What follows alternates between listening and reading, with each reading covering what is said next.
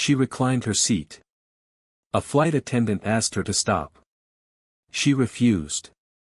Everyone called her selfish and rude. 47 minutes later, our captain was unconscious over the Pacific Ocean. And that same woman, the one everybody hated, was the only person on board who could save us. Before you watch full story, comment below from which country are you watching. Don't forget to subscribe for more amazing stories. Wednesday, April 3, 2024. 2:47 p.m. Central Time. The boarding process for American Airlines Flight 1893 was already a disaster before the plane even left the gate at Dallas-Fort Worth. Gate D38 looked like a refugee camp. People everywhere. Rolling bags blocking every aisle.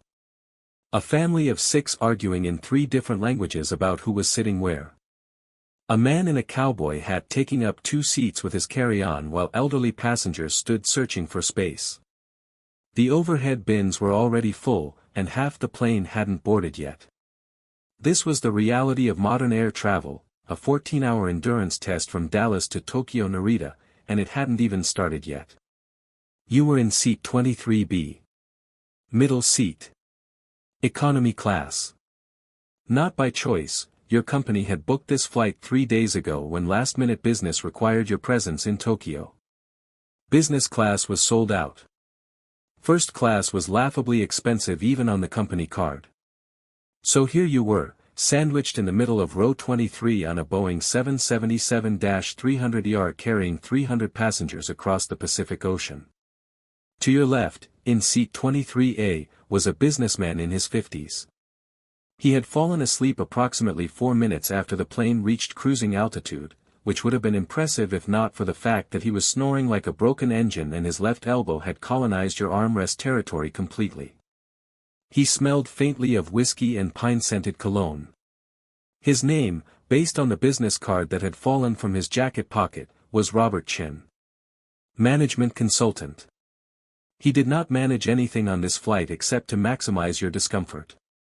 To your right, in seat 23C, was a young mother with twin toddlers. Both children were approximately 2 years old. Both were crying. Not the soft, sad crying of tired children, but the full volume, lung-expanding, ear-splitting crying of small humans who had decided that the interior of a Boeing 777 at 43,000 feet was the appropriate place to have simultaneous existential crises. The mother, clearly exhausted and doing her absolute best, was cycling through snacks, toys, tablets, and gentle singing in a losing battle against infant chaos. You did not blame her. You did not blame the twins. You blamed fate, and the travel booking system, and the fact that somehow, in a plane of 300 people, you had ended up between a snoring man and twin banshees. But the worst part, the absolute worst part, was the seat directly in front of you. Seat 22B. And the woman sitting in it. She had reclined her seat within 20 minutes of takeoff. That was fine. Seats recline. That is a feature, not a bug, of economy class seating on commercial aircraft. People recline. You understood that. You had reclined your own seat slightly, as much as you could without crushing the poor person behind you. But the woman in 22B had reclined her seat to its absolute maximum position, fully back, completely flat as economy allows, and in doing so, had effectively moved into your lap. Your knees were pressed against the back of her seat. Not touching, pressed. The edge of the seat dug into your kneecaps every time you shifted position. Your tray table, when you tried to lower it, bumped against the reclined seat back and refused to lay flat. It hovered at a useless angle, unable to hold your coffee without threatening to dump it on your lap. You could not reach your bag under the seat in front of you without performing a contortionist maneuver that attracted stares from the passengers across the aisle. You had 6 inches of space between your face and the headrest of seat 22B. You suffered in silence for an hour. Then 2 hours. Then 3. You are, by nature, non-confrontational. You do not like making scenes. You do not like drawing attention to yourself in public places. You were raised by parents who believed that politeness was next to godliness, and that asking a stranger to change their behavior was the social equivalent of starting a small war. So you sat. And you endured. And you told yourself it was fine. Only 11 more hours to go. You could handle 11 hours. But at hour 3, with Robert Chen's elbow firmly in your ribs, the twins behind achieving new decibel heights, and your knees aching from being pressed against unyielding seatback plastic, something inside you reached its limit.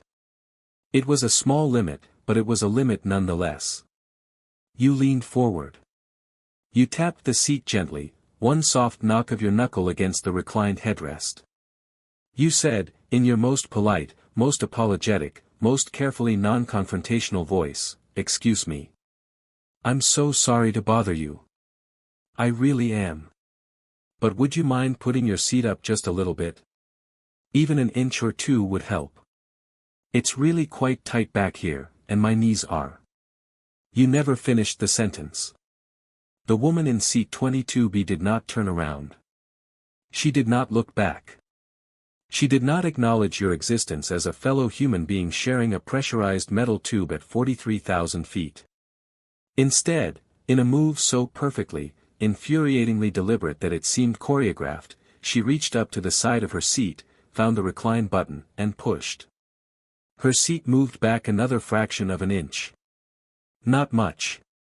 Barely measurable. But enough. Enough to make the point. And then she spoke. Her voice was flat. Dismissive.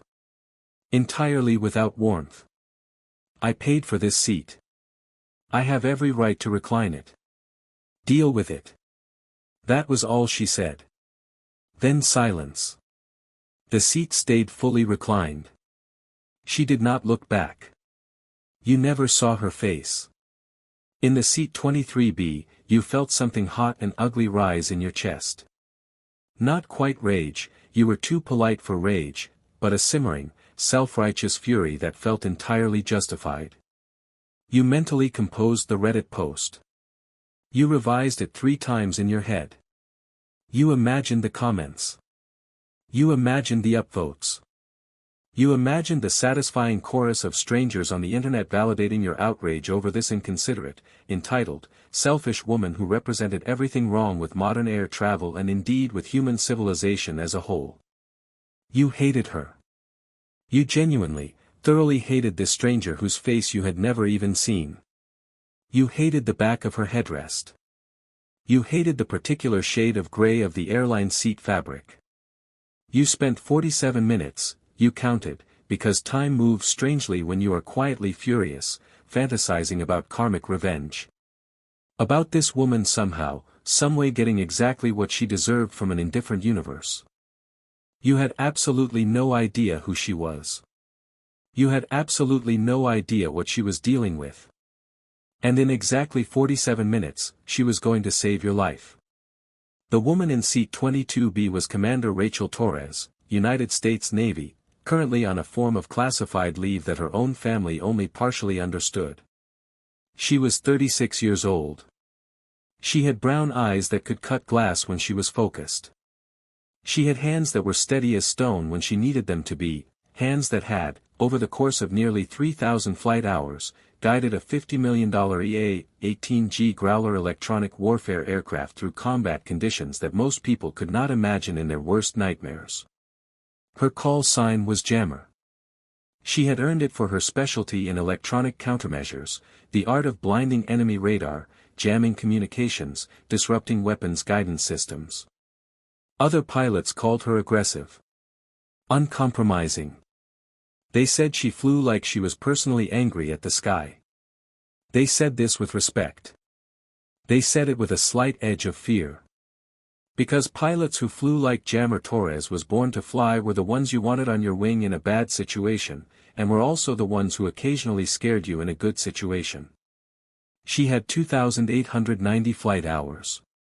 She had completed 147 carrier landings, which is an almost incomprehensible number, because a carrier landing is essentially controlled violence, a 65,000-pound aircraft slamming onto a moving deck at 150 miles per hour and catching a wire the width of your wrist. Most pilots consider 20 carrier landings proof of genuine skill. Rachel Torres had done it 147 times, many of them at night, many in bad weather, some under conditions that the official reports described in careful, neutral language that did not capture how close everyone came to dying. She had flown 89 combat missions over Syria, Iraq, and Afghanistan. She was traveling to Tokyo under orders she could not discuss, carrying materials she could not acknowledge existed, on an assignment so sensitive that she had been given barely 36 hours of notice and the only available seat on the flight had been 22B in economy. She had not slept in 4 days. Not adequately, not the real, deep, restorative sleep that a human body requires. She had dozed in fragments, jolted awake by nightmares she was not allowed to describe even in therapy, because the events that had caused them were classified at a level that her therapist did not have clearance for. 3 months ago, a mission over a location she could not name had gone catastrophically wrong. People had died. Good people. People she had known well. People who had trusted her. The official investigation was ongoing. The official findings were classified. And Rachel Torres was walking through the world carrying the weight of what she knew and could not say, and the Navy had suggested, not ordered, but strongly suggested, that she speak to a mental health professional, and she had done so, and the mental health professional had told her things she already knew about trauma and processing and the importance of sleep and social connection, and none of it had helped because she still could not tell anyone the actual thing that had happened, and so the trauma sat in her like a stone she could not pass. She was taking 3 medications. One for pain, chronic neck pain from an ejection injury sustained 2 years ago when a missile hit her growler over Syrian airspace and she had to punch out at Mach 1.2, which is faster than a bullet, and the ejection seat had hit her spine with the force of a car crash and left her with compression damage in 2 vertebrae that the Navy Medical Board was currently reviewing for possible medical retirement. One for anxiety. One for insomnia, though the insomnia was winning. She had reclined her seat to its maximum position because that specific angle, 2 degrees more reclined than comfortable, was the only position in which she could hold her neck such that the compressed vertebrae did not send shooting pain down her left arm. She had learned this from 6 weeks of physical therapy. She had documented it. She had a medical form in her bag, the classified bag that contained things she could not name, that explained her condition. She had not told you any of this when you tapped her seat, because she was barely holding herself together, and every human interaction required energy she did not have, and she was terrified that if she started explaining herself she would begin crying and would not be able to stop, and she was a U.S. Navy commander on a classified assignment and she could not afford to fall apart on an airplane in economy class over the Pacific Ocean. So she had been rude to you instead. It was the easier option. She was not proud of it. All of this was invisible to you. As it is invisible, always, with everyone. Up in the front of the aircraft, beyond the locked door and the galley and the first-class curtain, Captain James Mitchell was having a perfectly normal day. 52 years old, 31 years with American Airlines, 23,000 flight hours logged, more than enough to circle the Earth at the equator multiple times. He had flown this exact route, Dallas to Tokyo, so many times that the Pacific Ocean felt like a familiar commute. He was thinking about his retirement, which was 2 years away. He was thinking about his garden in Phoenix, which needed new irrigation. He was thinking about his grandchildren. First Officer Daniel Park, 34, was reviewing the arrival procedures for Tokyo Narita. 7 years with American. 6,800 hours. Competent, careful, and genuinely good at his job. He had never flown the Pacific alone.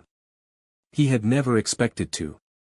Tokyo Radio, American 1893, maintaining flight level 430, Mitchell said into his headset. His voice was the voice of a man who had done this 10,000 times. American 1893, Tokyo Radio, Roger. Continue flight level 430. Routine. Professional. Calm. The Pacific stretched ahead of them, 4,000 miles of ocean, the deepest and loneliest water on Earth. Below, there was nothing for 1,000 miles in any direction except water. At 43,000 feet, the curvature of the Earth was just barely visible. The sky above was the deep, dark blue of the upper atmosphere. It was, by any measure, a beautiful day to be alive and flying. At 5:34 p.m., Captain James Mitchell reached for his coffee cup. His hand stopped. Not slowly. It just stopped. Halfway to the cup. Arrested in mid-motion as if someone had pressed pause. He said, "I feel strange." Then he collapsed forward. His body fell against the yoke, the control column, with his full weight. The Boeing 777's nose pitched downward. 12 degrees in 8 seconds. In the cabin, passengers lurched forward against their seatbelts. Overhead bins rattled. Cups fell. "Captain! Captain!" First Officer Park's voice cracked. He grabbed the controls. He pushed back against the yoke. The aircraft's nose came up. He stabilized the plane. All of this took 8 seconds, and in those 8 seconds, Daniel Park's world changed entirely. Mitchell was unconscious. Slumped sideways now, against the window. His face had gone slack in a way that Park recognized from first aid training as very, very bad. A hemorrhagic stroke, though Park did not know the medical term, had erupted in the captain's brain, a cerebral aneurysm that had been quietly growing for 3 years without a single symptom, without a single warning, and had chosen this moment, over the deepest part of the Pacific Ocean, to announce itself. Park pressed the intercom for the cabin crew. His hands were shaking. He could feel his own heartbeat in his ears. "This is First Officer Park. We have a medical emergency in the cockpit. I need senior cabin crew to the flight deck immediately." Then he thought about what to do next. He was alone at the controls of a 300-ton aircraft carrying 300 people. The nearest diversion airport was Cold Bay, Alaska, over 1,200 miles away. The weather there was deteriorating. He was a good pilot. He knew that. But he had never faced anything remotely like this, and the panic was a physical thing, a cold weight pressing against his chest, making it hard to breathe. He picked up the passenger address microphone. He thought carefully about what to say. He said it anyway. "Ladies and gentlemen, this is First Officer Park. I need to inform you that we have a medical emergency involving the captain. The captain is currently incapacitated. I am in control of the aircraft. I want to assure you that the aircraft is stable and safe. However, I need to ask an urgent question. If there is anyone aboard this aircraft with flying experience, commercial, military, private, any experience at all, please identify yourself to a flight attendant immediately. Thank you." He set down the microphone. In the cabin, silence fell like a weight. The silence lasted perhaps 3 seconds. Then the cabin broke open. People began crying. Immediately, suddenly, without transition, the kind of crying that happens when the brain processes danger faster than the mind can manage it. A man in row 15 began praying loudly in Korean. A woman 2 rows behind you grabbed her husband's arm with both hands. The twins in 23C, who had been mid-tantrum, went suddenly, eerily quiet, as if they sensed that something had shifted in the adult world around them. Robert Chen in 23A was awake now. He had snapped upright at the pitch of the aircraft, and he was looking around with the sharp, assessing eyes of a man who made his living analyzing situations. He was scared. He was managing it. Barely. You were not managing it at all. You were sitting in 23B with your hands gripping the armrests, both armrests, the one Robert Chen had occupied and the one between you and the twins' mother, and you were thinking with terrible clarity, "We are going to crash. We are going to fall into the Pacific Ocean, which is 1,000 miles wide and miles deep, and we are going to disappear into it, and they will not find the plane for years, and your mother is going to watch a news story about it." And then the seat in front of you moved. Seat 22B. The fully reclined seat that had been crushing your knees for 3 hours. It moved forward, slowly, mechanically, the electric motor whirring, until it was upright. Then a hand appeared over the top of the headrest. Then a figure stood. The woman in 22B stood up. She turned around. You saw her face for the first time. She was in her mid-30s. Dark brown eyes that were red-rimmed and shadowed with the particular darkness that comes not from one bad night but from many. Her face was angular and precise, the face of someone who had been very attractive before exhaustion had carved itself into every line. She was wearing a faded navy blue hoodie, unzipped, and beneath it a t-shirt, gray, worn, with the words U.S. Navy printed across the chest in letters that had been washed to near invisibility. Her hands, gripping the headrest, were not shaking. Her eyes were fully alert. She looked directly at you. And when she spoke, her voice was entirely different from the flat, dismissive tone she had used when she told you to deal with it. This voice was hard. Certain. The voice of someone who expected to be obeyed. I'm going to the cockpit, she said. When I go, you're going to move into my seat. Sit in 22B. You complained about legroom, you'll have all of it now. Later, when this is over, you will understand why I needed that seat reclined the way it was. But right now I need you to move. Now. You stared at her. Your mouth opened. She did not wait for your response. She climbed over you, efficiently, almost without touching you, and stepped into the aisle.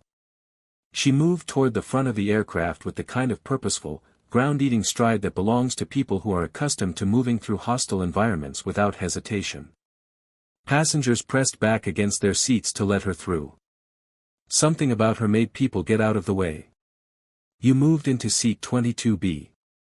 Mechanically. In shock. The legroom was extraordinary. You had never felt so terrible about legroom in your life. Robert Chen leaned over from 23A. Who is she? He said.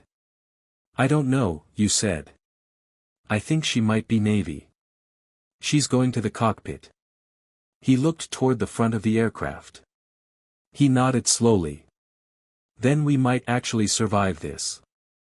Yeah, you said. We might.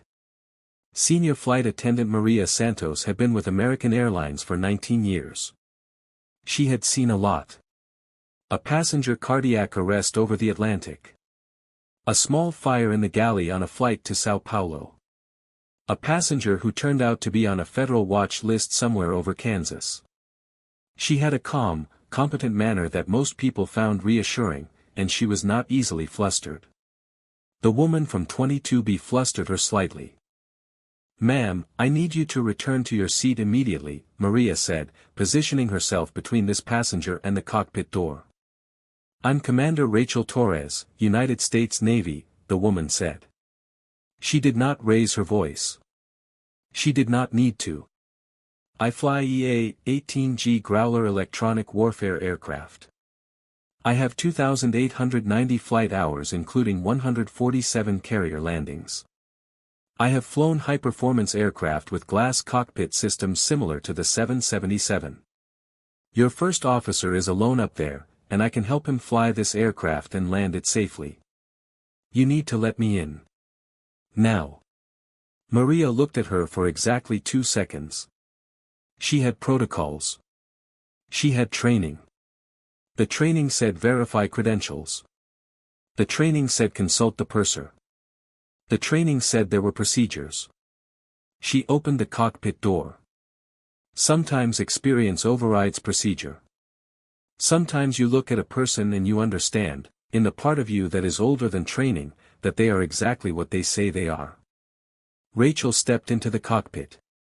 First Officer Daniel Park was managing the aircraft with white-knuckled focus. Captain Mitchell had been moved to the jump seat behind, where another flight attendant was checking his pulse and airways. He was alive. Unconscious, but alive, though the hemorrhagic bleed in his brain was doing damage that would take surgeons hours to address and months to assess. Park heard the door.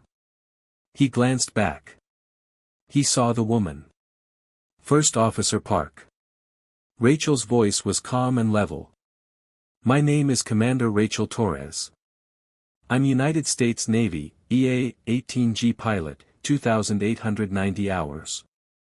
I'm here to help you fly this aircraft. Tell me your status.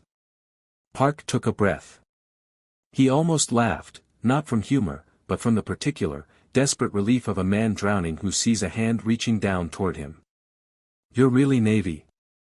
Yes. Captain had a stroke. Massive. He's unconscious. Maybe, I don't know if he's going to make it. I'm alone. We're 1,200 miles from the nearest airport. Cold Bay, Alaska. Weather up there is bad and getting worse. I've been flying Pacific routes for 7 years but I have never, he stopped. He started again. I've never done anything like this. No one has, Rachel said. That's what makes it hard. Move over. I'm taking the left seat. You're not rated on a 777. No. But I know how this cockpit works in principle, and you need a second set of hands that isn't shaking. I'll advise. You fly. Between us, we get everyone to the ground. Are you with me? Park nodded. Good. Rachel slid into the captain's seat. She looked at the instrument panel, hundreds of switches, screens, indicators, and she catalogued it with the rapid, systematic efficiency of a pilot who had spent her career making sense of complex cockpits under pressure. Different aircraft. Same principles. Thrust, altitude, heading, fuel, systems. The fundamentals never changed. Okay, she said. Talk to me. Where are we exactly? Position 53 degrees north, 172 degrees west, Park said, his voice steadying as he had something to do, someone to report to. Altitude 43,000. Speed Mach 0.84. Fuel 54%. Cold Bay is bearing 042 magnetic. About 1,190 miles. Good. Current weather at Cold Bay. Wind 320 at 35 knots, gusting 48. Visibility 1 mile. Freezing rain. Ceiling 400 feet. And they say it's getting worse. Rachel looked at the fuel calculation in her head. 4 hours of flying, roughly, to Cold Bay. Maybe a bit more. They had enough fuel. The weather was very bad. She had landed in worse. She had landed on a carrier at night in 20-foot seas in weather that made this look like a pleasant afternoon. Her neck was beginning to hurt badly. She had been sitting in the tilted position in seat 22B for hours, and now she was upright in the captain's seat, and the compressed vertebrae in her cervical spine were registering their complaint in a way that ran from her neck down her left arm in a sheet of electric fire. She had no medication left in her accessible pocket. The rest was in her bag, under the seat of 22B.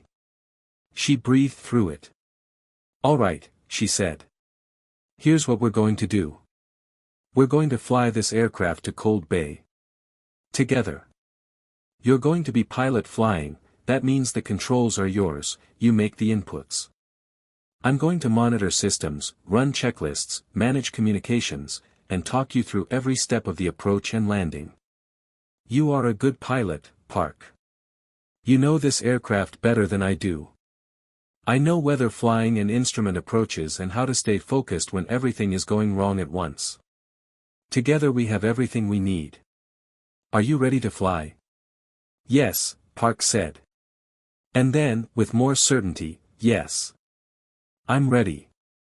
For hours, the first hour was about finding rhythm. Rachel took stock of the systems methodically.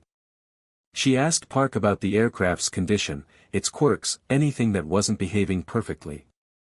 Nothing was.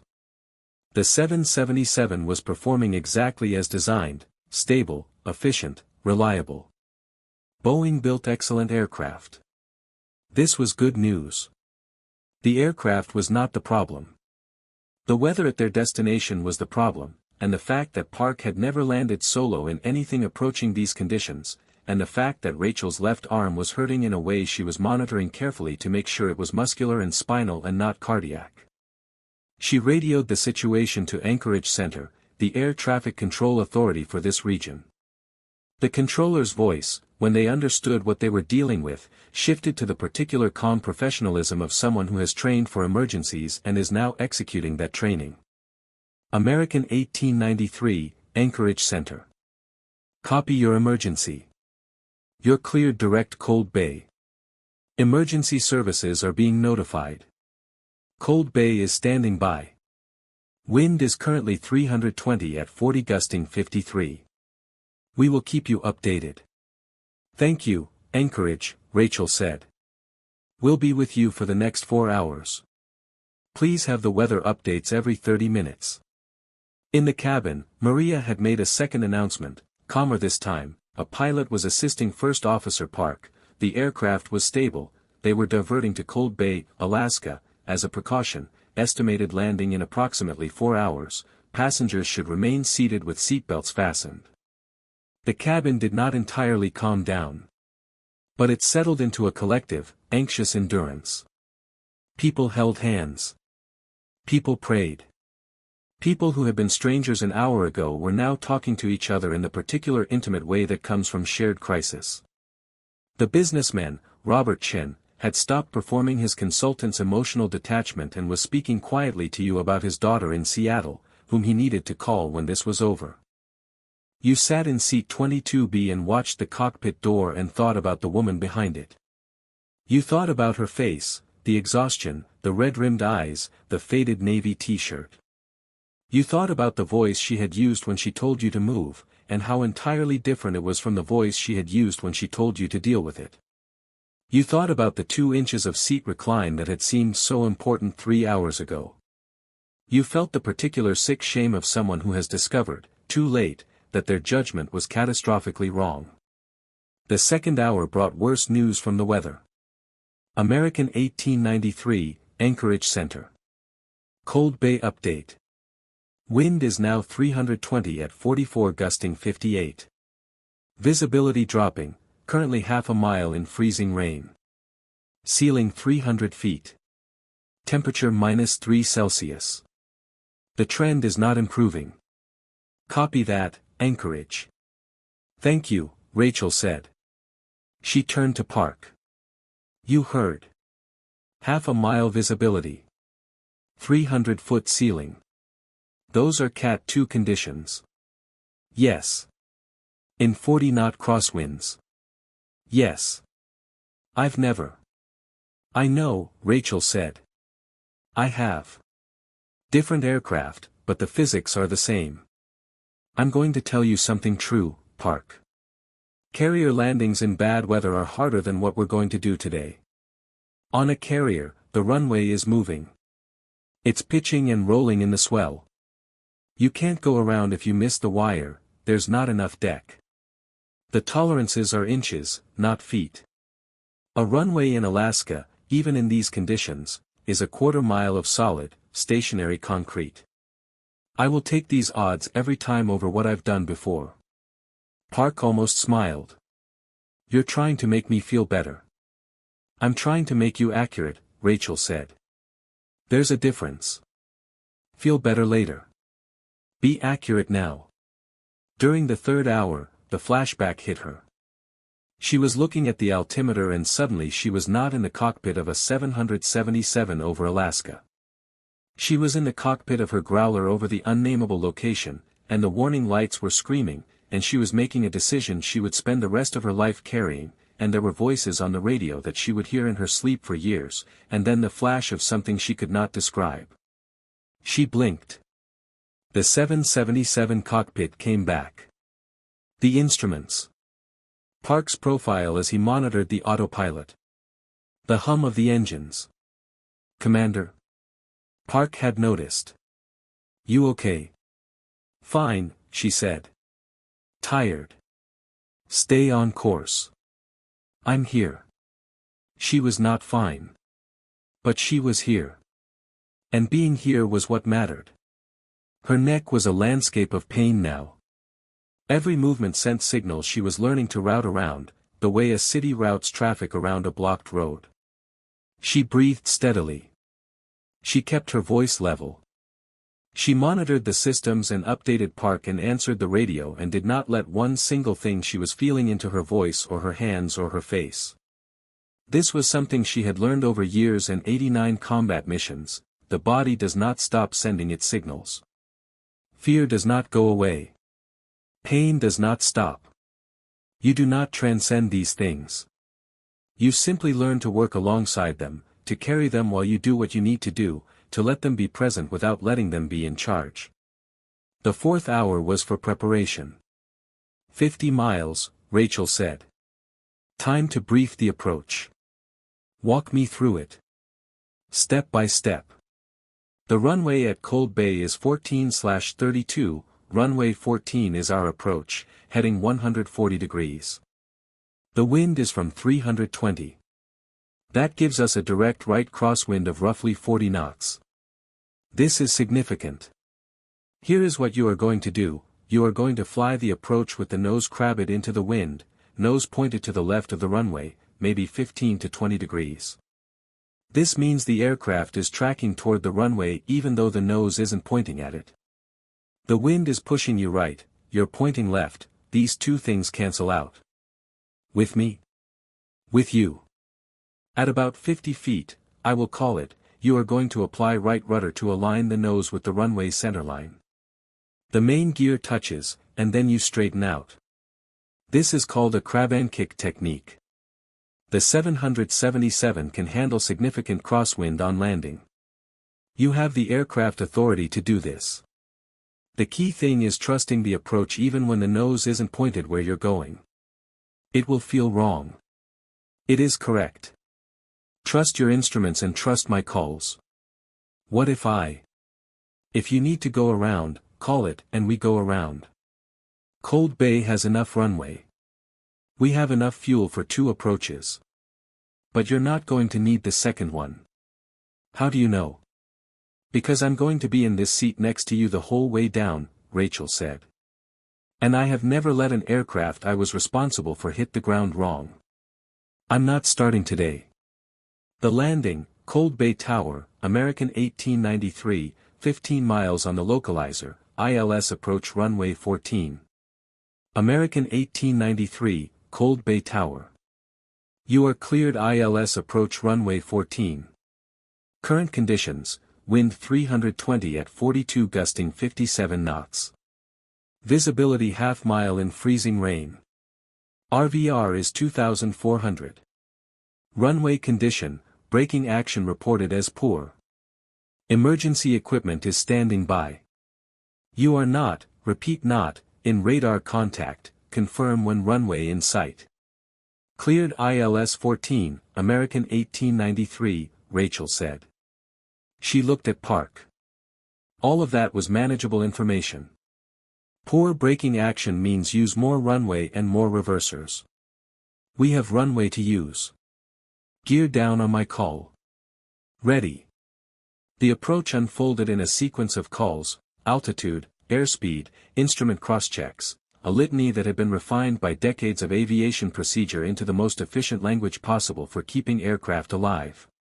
Rachel called and Park responded, and the 777 descended through the clouds, through the gray murk of the Alaskan weather system, through 3,000 feet and 2,000 and 1,000. Gear down, Rachel called. Gear down. 3 green, Park confirmed. 3 lights. 3 wheels locked. Flaps 30. Speed 152. Flaps 30. Holding 152. 500 feet. You're drifting right of centerline. Crab left, more, good. That's it. Hold that. The nose looks wrong. It's right. Trust the instruments. The nose looks. Trust the instruments, Park. Silence. Then, trusting the instruments. 200 feet. Ground is coming. Wind is steady, this is good. You're centered on the localizer. Glide slope is on. Don't touch anything. Don't touch anything. Copy. 100 feet. Runway lights in sight, do you have visual? Visual. I have the runway. 50 feet. Now, right rudder, align the nose. Now. Park kicked the right rudder pedal. The nose swung right. The runway's centerline aligned under them like a road appearing from fog. The main gear touched. Hard, harder than a normal landing, which was correct, which was the right amount of force for this crosswind, this runway condition. The aircraft shuddered. Nose gear, now. Park pushed forward. The nose gear came down. All 3 points of the landing gear on solid ground. Reverse thrust, brakes. The engines reversed. The brakes bit. The aircraft decelerated through the freezing rain, through the wind that was still trying to push it sideways, and the landing roll seemed to go on forever, and then it did not. The aircraft slowed. It stopped. 2,000 feet of runway remaining. Silence in the cockpit. Then Park began to cry. Not quietly, the way that people cry when something enormous releases at once, when the body decides it no longer needs to hold itself together. His shoulders shook. His hands were still on the controls. Rachel reached over and put her hand on his shoulder. You did it, she said. You landed it. You saved everyone on this plane. You, Park tried to speak. He stopped. Tried again. I couldn't have done it without you. I was panicking. I was completely panicking. You kept me together. How did you? You would have figured it out, Rachel said. You're a good pilot. You know this aircraft. You just needed someone to tell you that you could do it. That's what commanders do, we make people believe they're capable of things they don't know they're capable of yet. Cold Bay Tower, American 1893, Rachel said into the radio. We're down. All 300 souls accounted for. Captain Mitchell requires immediate medical attention on arrival. American 1893, Cold Bay Tower, copy. Outstanding work up there. Emergency services are meeting you. Welcome to Cold Bay. Captain James Mitchell was taken off the aircraft on a stretcher. He was alive. The flight attendants had administered CPR for several minutes during the flight when his pulse became weak, and the defibrillator had been used once. He would spend 6 weeks in a hospital in Anchorage. He would survive. Barely. The surgeons would later describe the hemorrhage as the kind of event that kills most people within minutes. Mitchell's survival was, by medical standards, improbable. The 300 passengers of American Airlines Flight 1893 evacuated to the small terminal building of Cold Bay Airport, which was not designed to receive 300 people at once, and handled it with the particular stoic pragmatism of a facility in the Alaskan bush. Coffee was found. Blankets appeared from somewhere. People sat on the floor and on luggage carts and on the edges of equipment and drank bad coffee and called their families and cried and laughed and held each other the way people do when they have just been reminded that life is not guaranteed. Rachel Torres was the last person to leave the cockpit. She walked slowly, the pain medication had completely worn off now, and her neck and arm announced themselves with every step. She was exhausted in a way that went beyond physical. She had been awake for 5 days, had spent the last 4 hours managing one of the most complex and high-stakes situations of her career, and the PTSD and the grief and everything she carried and could not name was pressing at the edges of her consciousness like water against a dam. She walked through the cabin toward the exit. Someone started clapping. It spread the way these things spread, from 1 person to 3 to 10 to everyone, the whole cabin of 300 frightened, grateful, overwhelmed human beings giving everything they had in the only way immediately available to them. The sound was enormous in the confined space. Rachel looked uncomfortable. She was not someone who sought applause. She was not someone who wanted to be seen. She had spent her career doing things that no one outside a classified briefing room would ever know about, and she had made peace with that. The attention felt like too much. Like something she did not deserve, or had not earned in the way these people seemed to think. She nodded. She kept walking. She stopped at row 22. You were standing. You had stood when the clapping started, not knowing what else to do, and now you were face to face with the woman from seat 22B. The woman you had hated for her seat recline. The woman you had composed furious imaginary Reddit posts about. The woman who had just spent 4 hours in a dark cockpit over the Pacific talking a panicking first officer down from the edge and then landing a 777 in conditions that would have tested experienced commercial pilots. She looked at you. "Can I have my seat back?" she said. "I need to sleep. I haven't slept in 5 days." You moved immediately.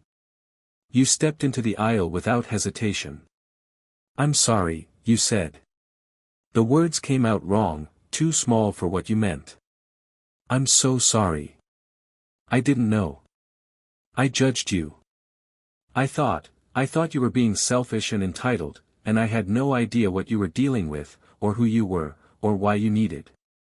"You couldn't have known," Rachel said. She sat down. She pressed the button. The seat went back, all the way back, to its maximum recline, that same recline that had driven you to quiet fury 3 hours ago and now looked like the most reasonable thing in the world. "I could have told you," she said, looking at the seat back. "I didn't. That was on me. I was rude because I was barely functional and every interaction felt like too much, and that's not your fault. You had a legitimate complaint." "No," you said. You did," she said. "It's okay. You didn't know. I didn't tell you. We were both working with the information we had." She closed her eyes. "Thank you," you said. "For saving us. All of us. Just flying," she said. Her voice was already going soft with approaching sleep. "I'm a pilot. That's what I do. Now please let me sleep." You stepped back. You sat down in seat 23B. You watched the back of seat 22B, fully reclined, just as it had been before, and you thought about all the things you had thought about this woman when you knew nothing about her. All the judgments that had come so easily, so automatically, constructed from so little information. You thought about how certain you had been. How righteous your anger had felt. Robert Chen, 23A, was watching too. After a long time, he spoke. "We never know," he said. "No," you agreed. "We never know." Cold Bay was a refueling stop. A replacement captain flew in from Anchorage, a retired American Airlines pilot who lived in Kodiak and kept his certifications current, who arrived in a small Cessna 4 hours after the emergency landing, grim-faced and businesslike. The aircraft was inspected by maintenance engineers who were also brought in. The 777 was cleared for continued flight, and American Airlines Flight 1893 continued on to Tokyo Narita, 6 hours late. Rachel Torres slept through all of it. She slept through the refueling and the inspection and the boarding and the takeoff from Cold Bay. She slept through the Pacific crossing. She was still asleep when the aircraft began its descent into Tokyo. You watched the back of her seat for 6 hours. Not obsessively, you slept a little, ate the meal they served, watched half a film without seeing it. But your eyes returned to 22B the way your tongue returns to a sore tooth. You were not watching her. You were watching yourself. Watching the person you had been 3 hours before the emergency, the person who had hated this stranger with such comfortable certainty. When the aircraft landed at Narita and the passengers began to gather their things, Rachel woke. She woke the way military people sometimes wake, suddenly, fully, without transition. She looked around the cabin with a quick, assessing glance, registered that they were on the ground, and stood. You were already in the aisle, your bag in hand. You stepped aside to let her out. You looked at each other. There was a great deal that could have been said. None of it was adequate. "Safe travels," you said. She nodded. You too. At the gate, she was met by two people in civilian clothes who had the particular posture and alertness of people who were not actually civilian. They spoke to her briefly. She picked up a bag that had been brought separately, the classified bag, presumably, that she had never let out of her sight. She walked through a door that said authorized personnel only and was gone.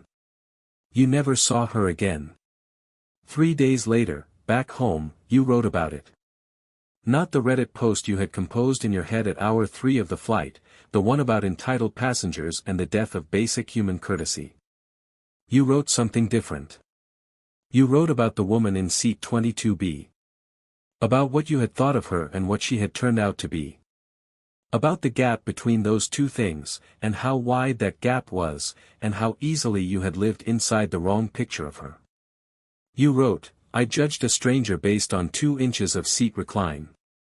I built a whole story about her, her character, her selfishness, her sense of entitlement, from that single data point. I was completely wrong. Not a little wrong. Completely. Every assumption I made was wrong. The selfishness was a medical necessity I didn't know about. The rudeness was exhaustion I couldn't see.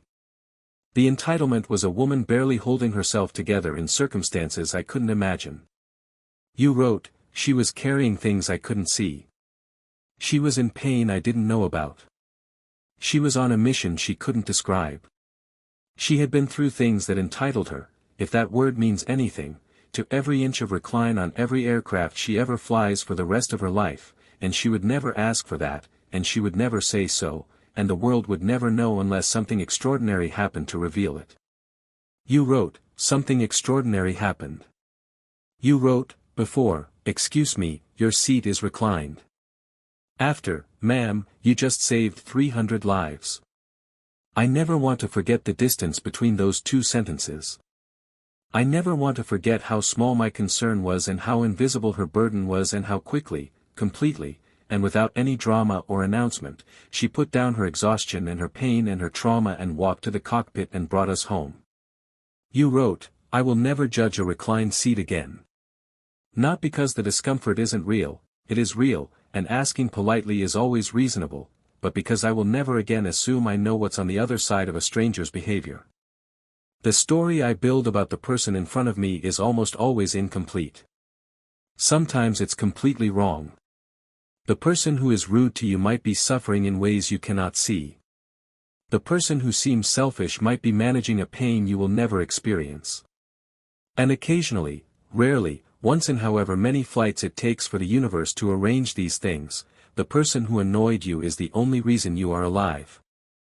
6 months after the flight, a brief item appeared in a naval aviation publication, the kind of thing most people would never read.